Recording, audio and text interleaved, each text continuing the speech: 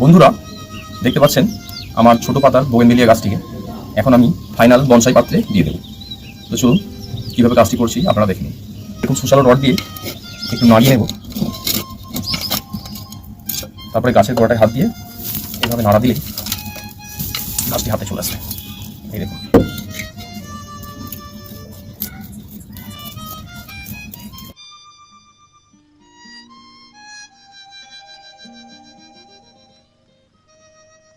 বন্ধুরা দেখতে পেলেন আমার ফাইনাল বনসাই পাত্রে দেওয়ার কাজটি আমি শেষ করলাম।